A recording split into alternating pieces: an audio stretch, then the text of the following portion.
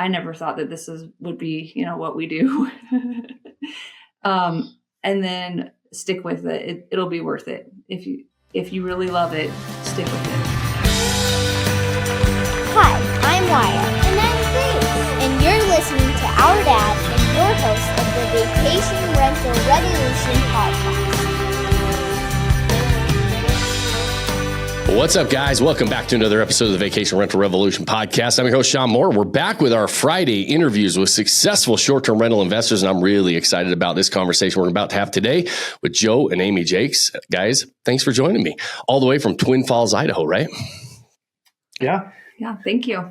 Absolutely. Guys, I'm excited. You guys were some of our OGs inside of Vodyssey, been longtime members, really been exciting watching your guys' journey and talking, and being able to be willing and come on here and talk about that journey, but just being able to sit on the sidelines and watch everything you guys have put together over the last few years has been really fun. And I'm excited about sharing it with other people.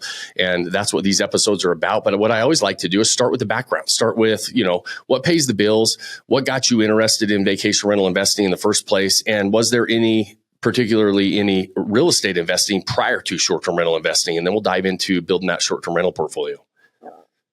Yeah, go ahead. All right. Yeah. Okay. Well, our story started back on a vacation. Probably other people have a similar start, and sitting in a vacation rental, looking around going, we should do this. Actually, Amy told me we should do this. And I was like, I don't know if it can make money. That was my answer to it. And it just seemed so expensive to get into it and all that. And so, that was kind of where we started is that was the seed that got planted, but really we didn't do anything with that for a number of years. And then I started wanting to invest in real estate though. And we started with some long-term rentals, and knowing how my personality is that I'll want to do it hands-on, even though I don't have time to. We decided to invest out of town so that it kind of made it impossible for me to go fix a toilet or whatever I had to go do. And so we had invested in a number of long-term rentals before we finally got started. And Amy basically was like, this isn't any fun because I can't ever go see it. And someone lives there and all that. So, and I'm like, this is like, when do I get to go stay there? We actually had purchased one in Florida and in Kissimmee. And I'm like, when do we get to go? And he's like, we don't. Someone else lives there. We can't go. And I'm like, well, this is dumb. We should do something else. And I believe you'd always told me there's too many taxes involved in short-term rentals. That was the big hang up. And then that was a little misconception, wasn't right. You're saying, that's one of the things that you probably realized pretty quick was there's a lot of tax advantages for you, right? Mm-hmm. Yeah, definitely. When you bought the one in Kissimmee, were you going through a turnkey company? Like there's a lot of those turnkey rental type companies, or did you just go out and find a property in the market that you were, kind of doing your own research on? Or was there companies that were like, because there's a lot of turnkey companies on the long-term rental side. And I just asked that because it's typical to get into long-term rentals, but a lot of people, if you don't do that route of turnkey companies, a lot of times they're going to be in your backyard, right? And in areas that you're familiar with, where this is across the country. Was it through somebody else, or were you guys navigating that on your own? Yeah, it was through a turnkey company that kind of helped us vet property managers and whatnot, and properties as well. They would kind of feed a list of properties and help the underwriting and selection and management and all that. So it's kind of done for you. Yeah. Yeah. And then you, and I was joking, it's really true, but I always say, whenever I've owned long-term rentals, I never told Teresa, hey, grab the bags. We're going to go to the duplex for the weekend, right? You just don't do that. And Amy was picking up on that really early on, saying, this isn't any fun. I want to, if I own a property in Kissimmee down in Florida, I want to go visit. And so that kind of planted the seed. And then were you taking the lead, Amy, to try to prove this out and say, hey, I think this is going to be able to work? You betcha. Yeah, definitely. And he came to me one day and he goes, hey, I think I found a guy that might be able to help us learn how to do this. He keeps showing up in my Facebook feed, and it was you. It was me. All right, good. I was going to say, who was that guy? So we joined Vodyssey in March of 2020. And just days before COVID. It was. Yeah, I was going to say that's right during COVID, right before, huh? Yeah. Yeah, in fact, we hadn't pulled the trigger on a property, and I remember telling a friend, like, "Oh man, I'm so glad we didn't do that because, like, we would have no income right now. Everything is shut down." Yeah. And then, come that fall, we found out that no, what is actually happening is everyone is trying to leave the city and get out, but no one can fly. And so we started looking at places that we could drive to. So what's our closest warm drive-in market? And that's when we ended up in St. George. So we bought our first condo in St. George of October 2020. We've since sold that one last year, and it doubled in value from 2020 to 2024. So we did a 1031 exchange and now have a cabin in another special place that you love, in Island Park. So it's more of that one's more of a family investment. Lifestyle investment. And I love that area too. It was one of my favorite properties. I always kick myself. Like Teresa and I were just talking about it last night, saying, why did we sell that property? Why didn't we figure out how to keep that? We did have a partner on it. So it wasn't just our decision to sell it, but I wish we would have kept that. It's one of my favorite places. It's kind of my happy place as well. I know you guys enjoy that. How often is that? That's truly a lifestyle asset for you. I mean, it still provides an income. It's probably our lowest income producing property. Just because the prices there are so expensive, and you can rent.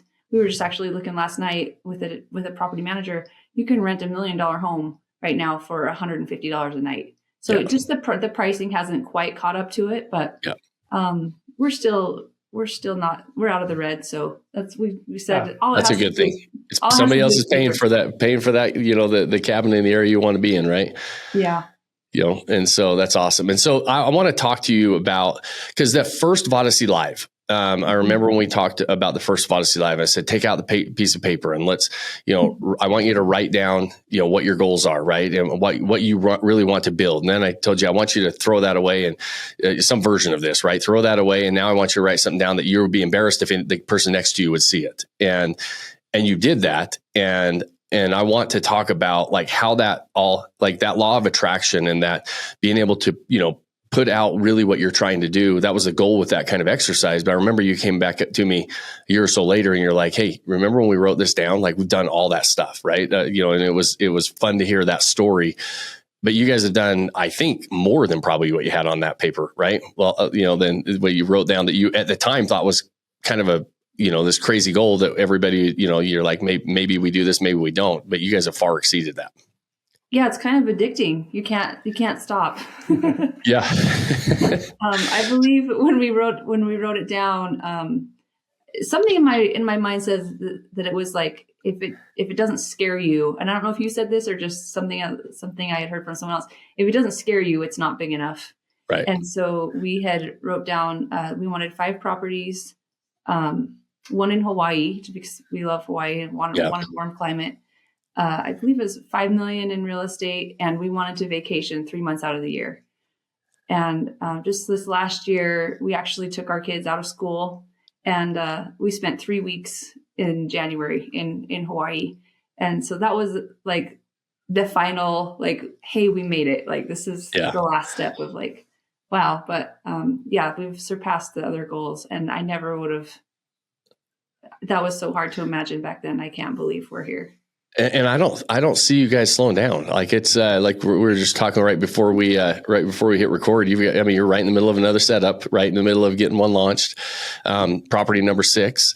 Let's take us through the building of that portfolio. So we started in St. George. That was number 1, and then take me through kind of building that portfolio, navigating, because you guys are navigated a bunch of different market environments on the buy side, on the interest rate side, on the lending side, on the demand side, right? When you were jumping into this, like you said, the demand for short-term rentals was completely spiking. Everybody wanted to be in one. Everybody was getting away during COVID and saying, hey, when in the beginning of COVID, we thought it was going to shut our businesses down. And a few months into it, we're like, no, this is actually putting fuel on the fire of this business, and it's really exploding. But the purchase environment was also exploding. It was, every time you'd find a property, you'd be competing with multiple people and everything else. And then we came out of that environment, and we're, so you guys have had the benefit of watching a market shift around. And I'd love you to speak on that a little bit as you've been building your portfolio, because the market is always changing. The environment is always changing, right? But the fundamentals of the business stay the same. We just have to navigate the market a little bit different throughout that. But a lot of people that are new to any sort of investing, whether it's short-term rentals, long-term rentals, commercial, multifamily, whatever it is, it always feels like it's not the right time to do it, right? It always feels like, the interest rates are a little too high, or there's too much competition, or, I don't know if there's enough demand out there, or there's too much demand, right? There's always something. And you guys over the last 4 years have seen a lot of changes within not just the short-term rental market, but also navigating a lot of changes on the real estate side, which we're buying single family homes. So I'd love to talk about some of the challenges through that process. Yeah, go ahead. So, maybe our next acquisition after the St. George one, we were like, okay, this is making sense. We want something else, and so we started looking. Once again, we're still in the middle of COVID, kind of. I guess Idaho didn't experience it like other places, but right. to a degree, right? And so we just wanted something drivable, and we looked at Island Park at that time, and we were just like, it doesn't pencil out, and I just used a map and just started making my circle bigger, and the circle expands from Idaho into Utah and Wyoming and Montana, and it just started getting bigger, and looking for what would be kind of the right desirable property. Mm-hmm. And that's when we came across our property in Montana by Glacier National Park that backs up to the river.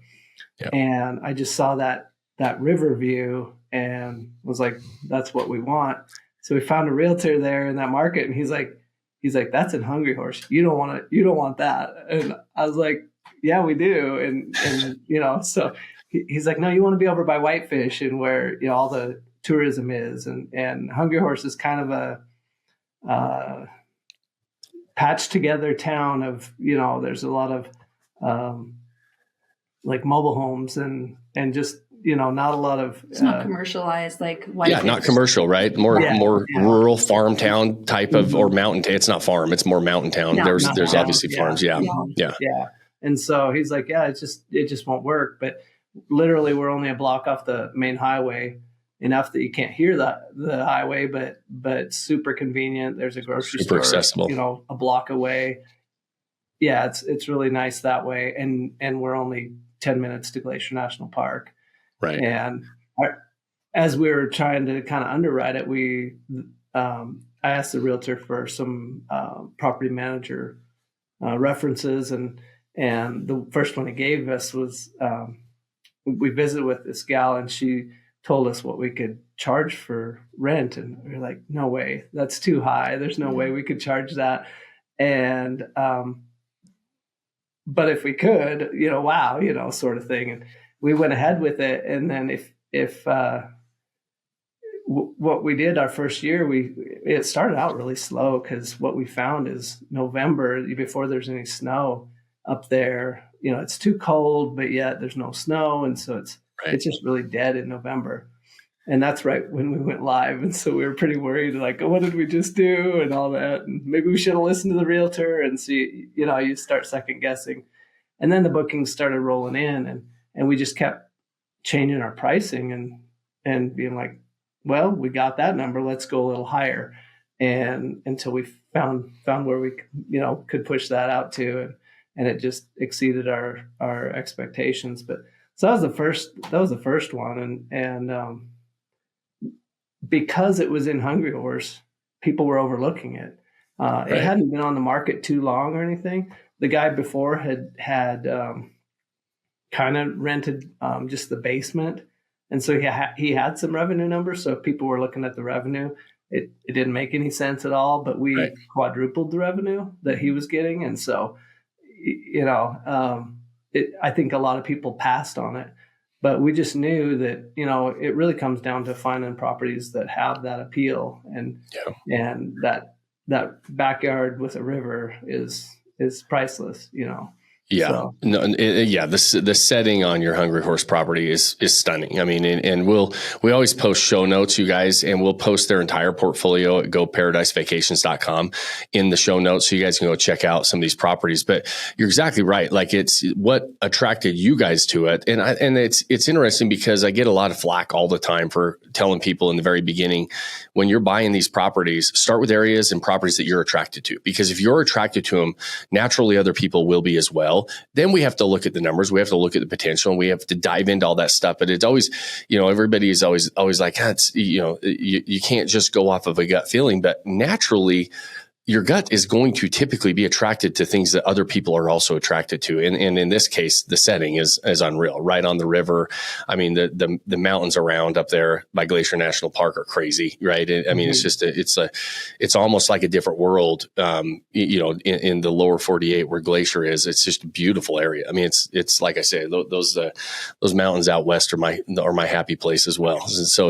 And so, but even though it wasn't at Whitefish, right, where the ski resort is, where all the commercial stuff is, but you were able to say, hey, listen, that might not be exactly what everybody wants. They can still go do that stuff. We're not that far away, but also it doesn't. And because it was overlooked, but because you felt that potential, it turned into be another really good investment for you, which springboards you into another one, right? And that's where it's really important to be able to have success on each property, so that you ultimately just start springboarding in.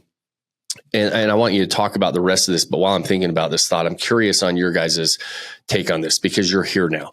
I always tell people that first 2 to 3 properties are a lot harder to save up the down payments to get going, to the expenses seem like they're exceeding everything we're making all the time. It just feels like it's a slower burn in the beginning, right? But I always say somewhere between property number 3 and number 4, you almost have enough momentum and enough income coming in from these properties that you're not really waiting to save up for that next acquisition, right? Now it's just waiting to find the right property to put it into. And I'm curious on your guys' thoughts on that, because you're at that stage now. Do you feel like that? Like now it's almost like, hey, because we've got a really great portfolio that's producing, there's always struggles within the portfolio. We were talking about that before we hit play record that when you have 6 properties, there's always going to be something you're working on, right? There's always going to be something. But when it comes to being able to scale the portfolio at this stage in the game, does it feel like the struggle is not, or the challenge is not always saving up for the next down payment, because we've got a pretty good producing portfolio at this stage?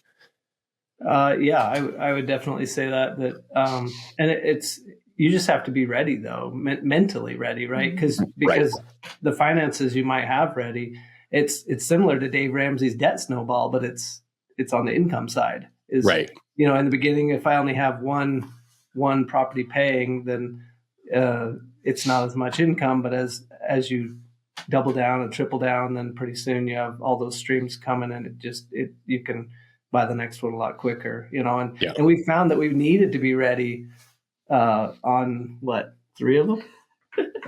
To buy right now. Yeah, I know. Let's talk about that, because you guys were in this position where there's a couple of these that you put in the portfolio that you weren't really looking for, right? Like they come up and you're like, okay, this is a good opportunity. We got to be able to take advantage of it. Yeah, let's talk about that one. That's my favorite part. So we buy this one in Montana. That's the point. Actually, we decided to manage ourselves. Finding a property manager up there was almost impossible. Nobody wanted to go, they call it up in the canyon because it's too far away. Nobody wanted to drive up there, and we're like, well, I guess we'll, figure out how to make this work. And so we started kind of finding other mentors that are on the owning and managing your own, kind of that guideline there. And, but we loved the one in St. George. Now we really love the one in Montana. I'm like, we're never going to find anything that we love like this much. And we ended up buying one in Gulf Shores, and we're like, yeah, this is going to be good. But my favorite part of the story is we had just come home from setting up that property. This was February of 2022 or 2022. Mm-hmm. Right after we had gone to the Vodyssey in Destin, we had drove over to Gulf Shores, and bought this property. We went from like not even knowing about it to having it set up in like 3 months, less than 3 months. Yeah, 2. Yeah. Yeah. Mm-hmm. Yeah. And we fly home. We're like, oh my gosh, that's over. Phew, like we're ready. And my real estate agent calls, and she's like, I want to show you this property that's beachfront in Gulf Shores. And I'm like, are you kidding me? Like, I was just there. Like we just finished setting this one up. I am not ready to do this again. My daughter was going to be graduating high school. My oldest daughter was graduating high school. We had her senior trip planned. I was like, there is no way that we can do this right now. And she's like, I'm telling you, like, this one is beachfront. Like, it's a little bit older. It just needs some, makeup renovations. And so we, I guess I'll put a little plug in. It's important to have good friends and contacts that can help you through a situation like that. So we weren't able to go do the walkthrough. We had someone else go do the walkthrough for us and said, yeah, like I would buy this property. And so here we go, number 2. And we launched that one like a month and a half later than the first one. So that was a little bit of a crazy time. And it's done really well. It's probably double the income of the first one we bought. That was the first one you bought. Yeah. And so we kind of upgraded without even knowing, and a property that I wasn't that excited about buying. It's a little bit smaller. It had a lot of like grandma furniture in it, and it needed, it definitely needed a facelift. Yeah. But I love it. So finding those little, I don't know what you would call it, those little properties that are like, and then turning it into something. Just being able to see the opportunity, right? Like I usually like, it's really interesting when like you talk about a lot of the properties and like really good property in your portfolio like this one you're talking about, and you're like, when I saw it, I just wasn't that excited, but I knew, you probably, you had already run the numbers for Gulf Shores. You already kind of knew the revenue potential, right? And you're like, if we do what we know how to do, I know it's going to be a lot of work. I'm not really excited about setting another one up right now, but this thing has got some potential, but they don't always look like they're coming. I always say opportunity doesn't ever show up wrapped up in a bow and nice wrapping paper, right? It's always dingy and run down and looks like a big project. and that's what opportunity typically looks like. It's really hard for me to overlook that. Joe does better at that, but I tend to like the turnkey properties where I'm like, oh, all I have to do is replace the furniture and put some cute art in there and it's ready. But this one was like a full remodel, carpet, paint. Yeah. Well, actually, we didn't do carpet. So flooring, paint, we totally redid the kitchen. It was, a pretty expensive remodel, but very, very well worth it. We love it now. I had been in a beachfront house there that previous time down there, and I'd been in one and just actually stood in the doorway out to the deck looking at the ocean. And someone I was with walks up and was like, pretty awesome, isn't it? And I was like, yeah, I want one. And so I kind of like planted the seed of we want an oceanfront, and just the ability to be able to, like, as a guest or, when we get to enjoy it, like you can be making lunch in the kitchen and you can see your kids on the beach and, you can come and go. And it's just such a convenient situation being right on the ocean and not having to lug everything out there, make a day trip of it. And so we're able to provide just amazing experiences that way for people.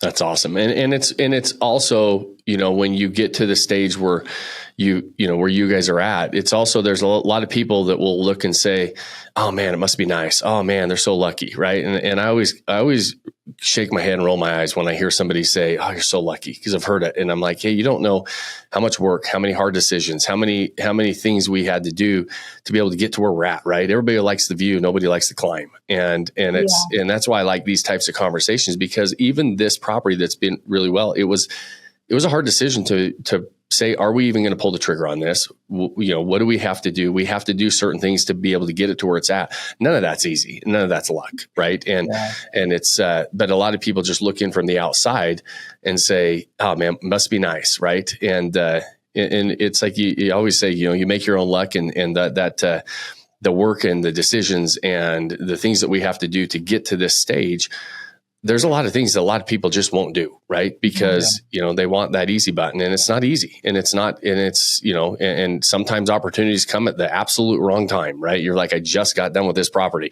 I don't want to go set another one up. Right. And we had a 2-year-old. I got stuff going on in my life. I'm not just doing this. This is not the only thing I'm doing. Right. You guys are busy. Yeah, well, we barely had gotten that going, and we thought that the air conditioning would last. For example, that here's just something that we're like, oh, it'll be fine. We don't have to change it out. Well, we were as wrong as we could be, because in the middle of the summer, there air conditioning goes bad, and we've got like what was it, a 2-day turn? But it was a weekend though. It was actually open on the weekend instead. We had weekday bookings And I mean, I never thought I'd be able to do what it took to coordinate from a distance a replacement of a air conditioning, HVAC, and everything on a weekend in a market I'm not familiar with, and all, just a lot of time back and forth on the phone and coordinating with people to get that done before. And the next guests show up and they're like, oh, the place is lovely. And you're like, this is awesome. You don't even know what I did to get that, it was a heck of a weekend dealing with, right? Yeah. No, it is, right? It's just, and you just become resourceful, and sometimes you're just like, man. But the funny thing is, the next time something happens, you're like, it's not as stressful, because it's like, I've already had to deal with this, right? It's like the first time stuff like that happens, you're like, how am I going to fix this? How am I going to do it?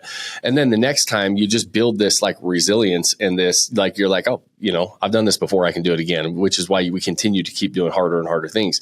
And because now even though it's inconvenient, it's nowhere near as stressful the second or third time, because those things happen, right? Those things, whether it's an AC unit or something else, there's going to be something in this game at some point that you're going to have on a property that you're like, holy crap, I got to get this taken care of before the next people show up, or their stay's going to be ruined. Yeah. Yeah. And that's where we've found that good communication and just really showing your guests that you care goes a long ways, because you're not going to be able to provide that perfect experience every time. There's things that are going to break down, or the cleaner might forget to come, or we've had all the experiences, the horror stories that you hear about. But just showing the guests, like, I'm so sorry, what can I do to make it better? Really just showing that I'm not here to just take your money. I really want to provide you a good experience.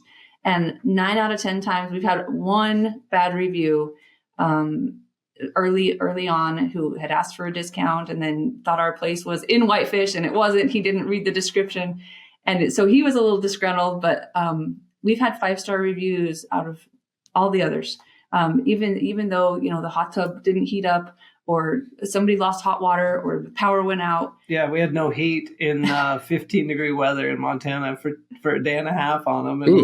And I mean, I was like, oh, what do we do for you? And they were like, they were just great guests, and I think when you treat people above the top there, or over the top there, then they reciprocate and are understanding. When they understand, it's just that it's people behind it, and it's not some big company, and even if you have property managers, if you find a manager who treats their guests with, that same personal relationship, I think that goes forever.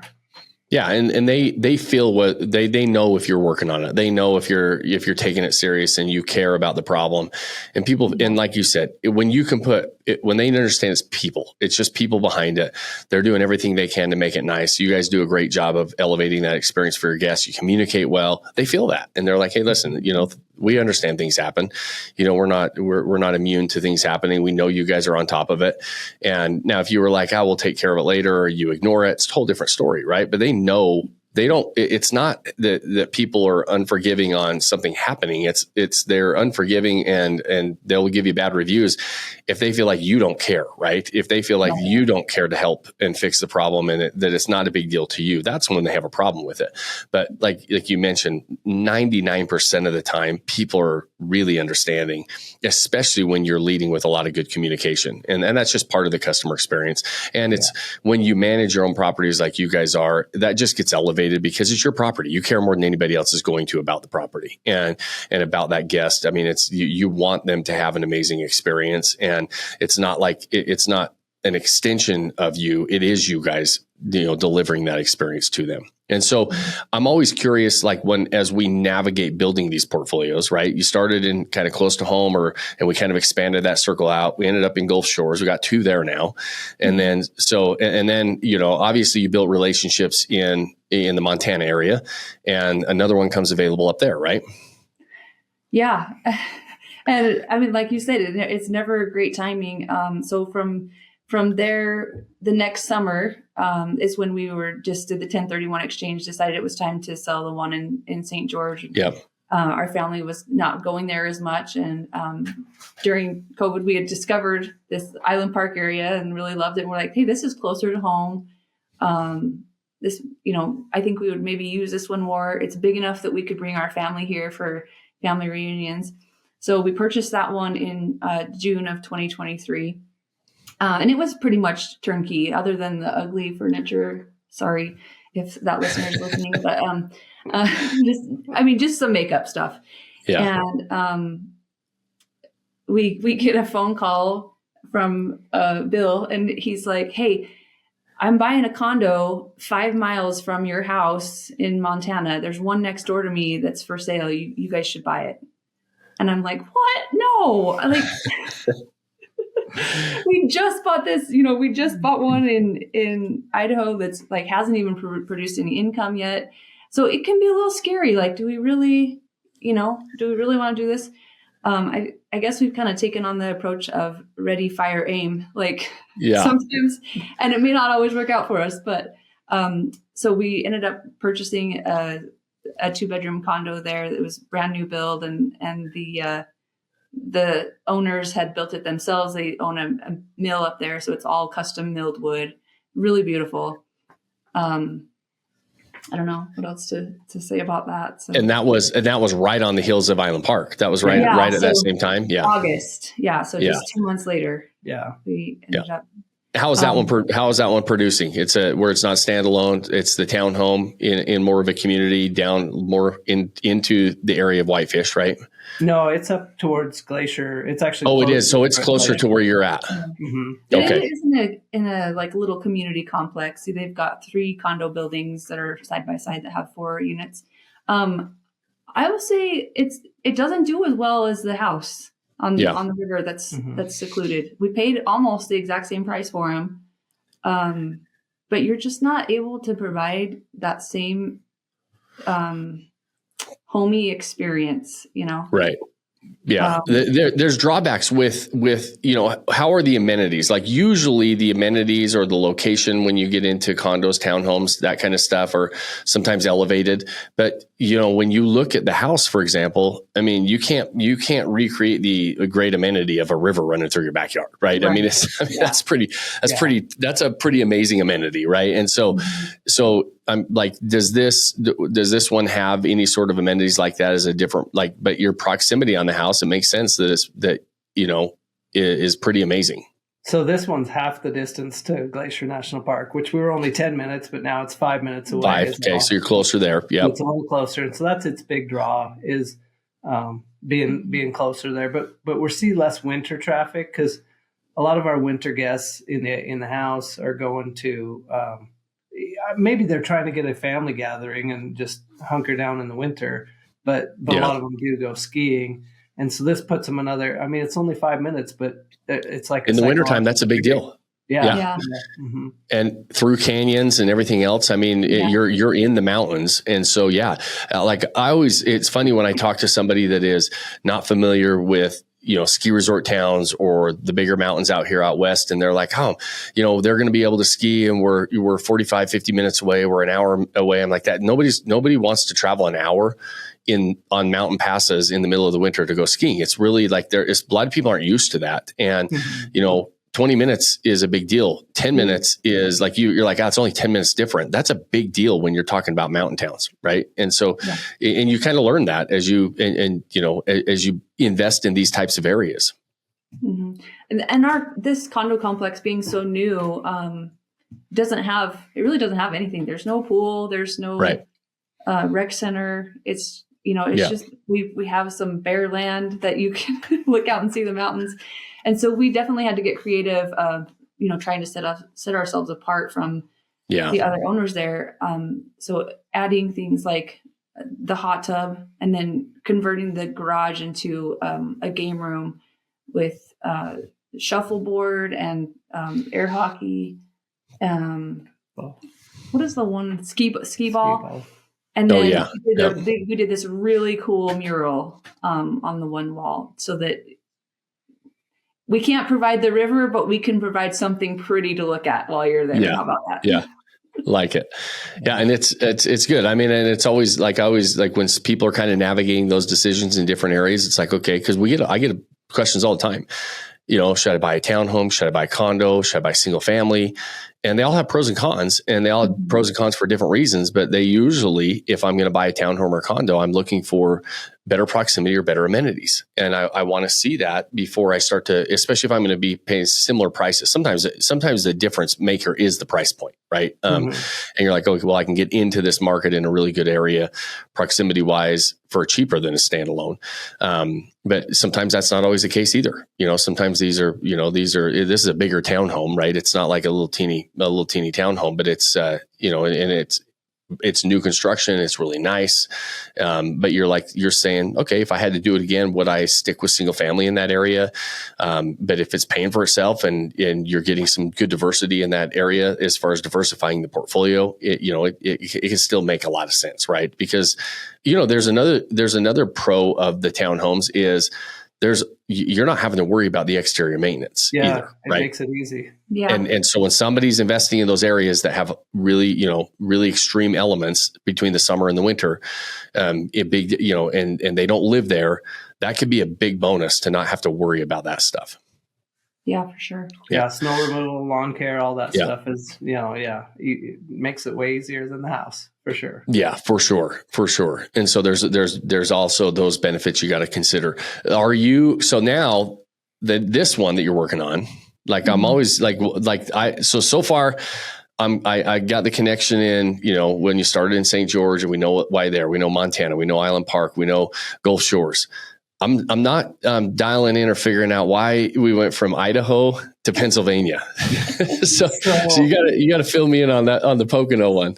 So you had mentioned law of attraction a little bit earlier. I'm just a small town cowboy type that doesn't really believe in too much of that, all the foo-foo stuff. You're not buying into it, right?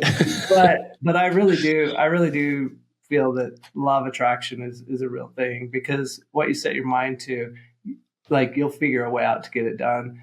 And I had kind of been I'd just come across this picture of a property, and it was an aerial drone shot of a twilight shot with the backyard featured, and in the backyard it had kind of segmented by string lights and just the way it was landscaped, with a fire pit area, a children's playground area, a pool, and a hot tub and sauna. And just, it was all just segmented. Pickleball court, maybe. Yeah.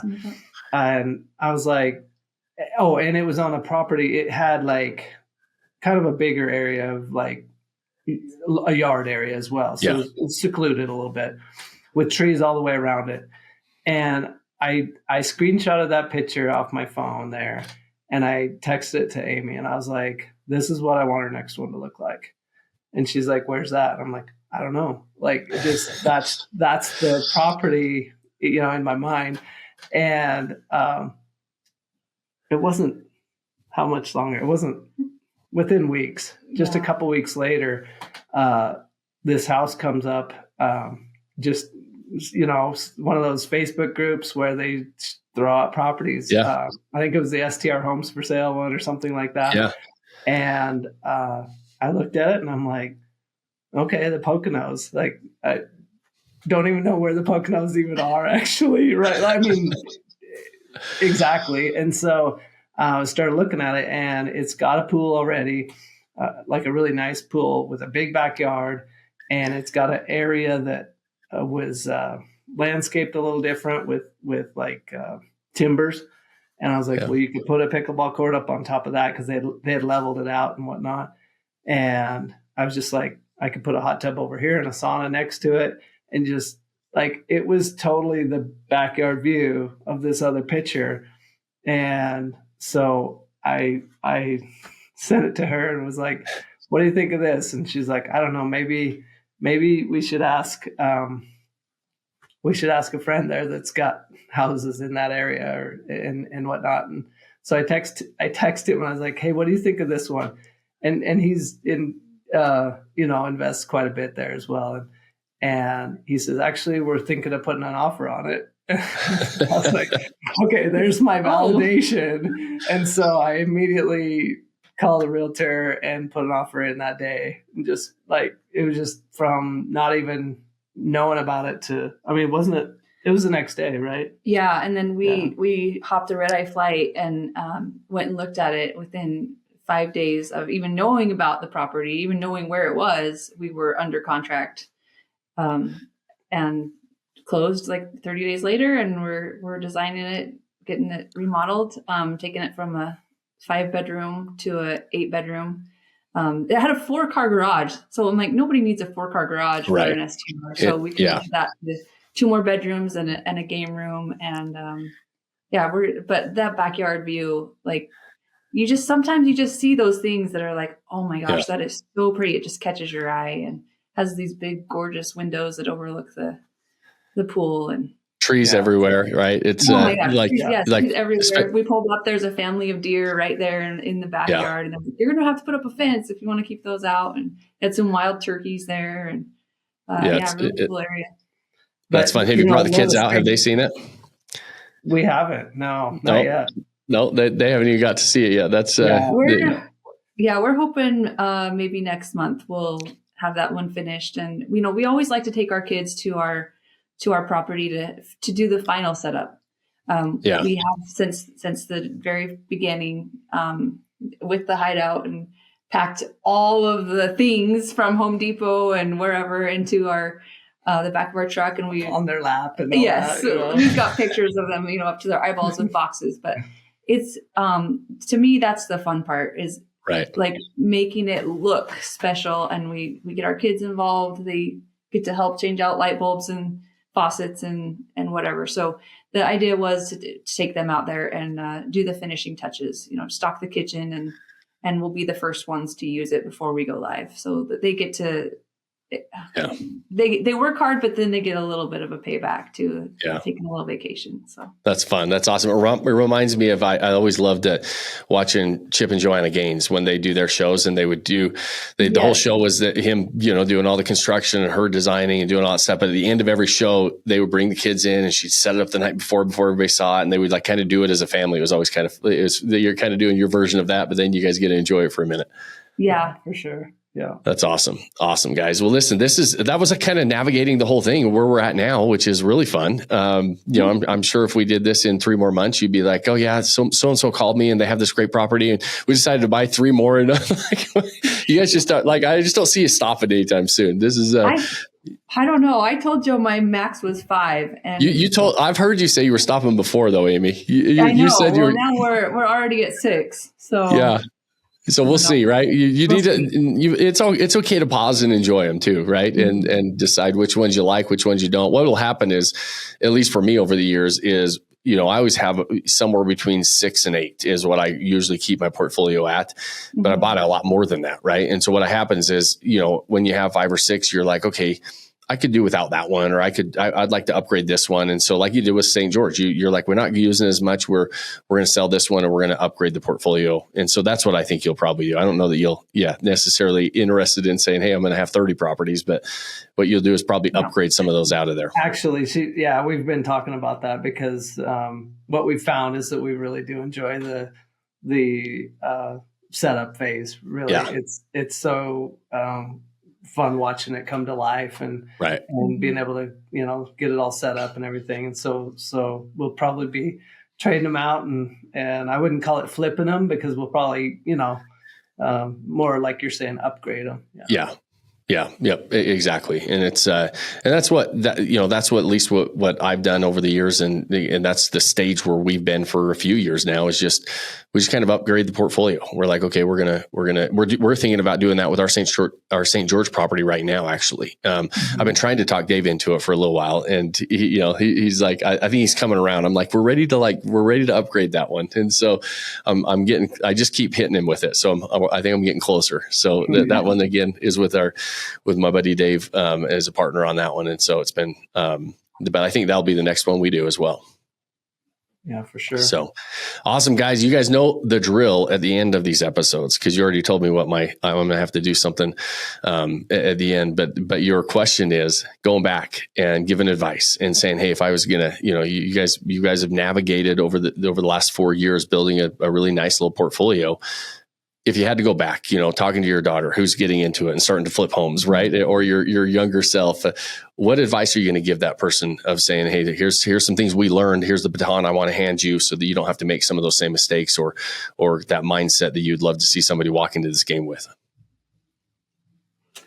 I'd say believe in yourself. First of all, I never thought that would be, what we do. And then stick with it. It'll be worth it. If you really love it, stick with it. Love it.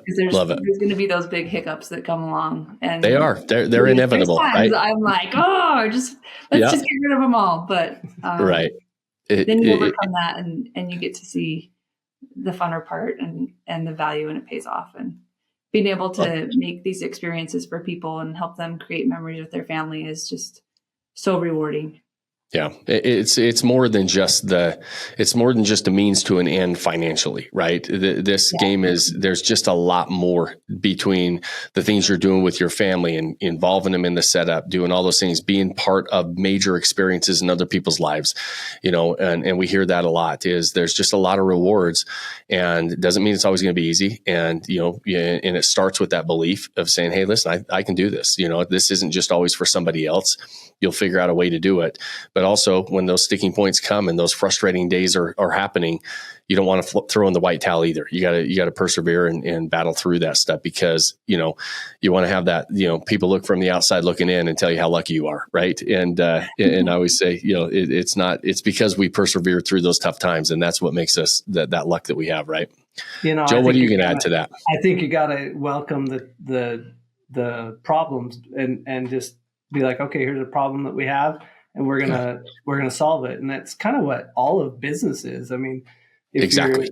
I make food with our regular business, and the problem is people are hungry, and so I'm solving that problem by feeding people. And whatever the problem is, that's what business is all about: solving problems, doing it well. And the better you get at solving problems, and you can do it quickly, efficiently, cost effectively, then you're going to succeed, because you've tackled these problems and made, one of the big problems that we are helping people do is get away from their everyday 9 to 5 or whatever and take a vacation. And so that's what this house, provides is a problem or a solution to a problem, and mastering that is key. And so as you have a problem come up, just look forward to it and be like, next time I'll know what to do for it, because I've done it now. So right, exactly, and it's exactly right. Like, it's that old business adage: the bigger the problems you solve, the more money you make, right? And the faster, more efficient you solve them, the more problems you solve, the better you get at solving them as well. They're not as big of problems the next time, right? Because you know how to handle them. You know how to, sometimes I always say when you're climbing up that hill, sometimes you can't avoid the dragon around the corner. But if you fought the dragon before, the first time you see that dragon, you want to tuck and run, right? You're like, I'm out of here, right? I don't want to fight that dragon. But when you've had to slay the dragon before, you're like, okay, don't really like fighting, but here we go again, right? I know how to kill this guy. And so it's that's what problems are. They're going to pop up. They're always inevitable. Like you say, look at them as the opportunity to become better. And the bigger and more efficient you come at solving problems, the more money you're going to make and the more successful you're going to be. And so I love that as well. So great piece of advice, you guys. This is always, those are, it's always nice when I have a couple on because I get two different perspectives of it. And so, guys, I appreciate this conversation. I appreciate you guys. I appreciate being able to see your journey from the sidelines and, being a small part of that and being able to watch you guys grow to what you've done. I'm always excited for the future. You guys are just amazing people. And I appreciate you being willing to share, because I know both of you are super, super humble and super I don't want to get on and talk a lot about all this stuff and put yourself on a pedestal. And I know that is, just how both of you are built. And so I appreciate you being willing to let other people listen to this conversation and let us put you on a little bit of a pedestal, because you guys deserve it as hard as you've worked, and the success you've had, well deserved. Nobody deserves it more than you two. And I've always appreciated you and love watching you guys from the sideline. And so thanks for being here. It's been awesome. And, I can't wait to see what you guys do in the future. Those of you that are listening. Oh, go ahead, Joe. You said you only played a small part, but you can take a little more credit than that. No, you definitely helped us get the ball rolling and provided a lot of education, and that just gives us the confidence to move forward because of what you've laid out for us. And so I definitely encourage people to dive in, learn all you can, and then just get out there and execute it. Love it. I appreciate you saying that. But again, the execution and the action taken is by far the biggest part. And you guys are all that. And so, guys, those of you that are listening, you guys know these are my favorite conversations. These are my favorite episodes. I know how much you guys get out of these because they're our most listened to episodes as well. And I always ask you at the end of every show, first, I want to thank you for spending your time with us, because we know how valuable it is. And it means a lot that you do spend it with us, listen to these conversations. Our goal is to help you walk into this game with your eyes wide open. And so the two favors I ask you is, if you know somebody else that would like to be a part of these conversations, share the show. I don't run sponsorships or ads on these shows. The only way it grows is if you guys like it, you like these conversations we're having, and you share the show. If you have more than 30 seconds, like it or review it on whatever platform you're watching or listening on. And the final, most important thing I ask you at the end of every episode is pick that one thing you can do today to start building that life you don't want to take a vacation from. Cheers, my friends. Thanks for joining us on this episode of the Vacation Rental Revolution podcast. Share this with other people you think need to hear about it. And don't forget to subscribe and leave us a review. Hey Grace, is there a website? Yes! For more amazing content and expert advice, visit Vodyssey.com. Thanks for listening, and we'll see you on the next episode.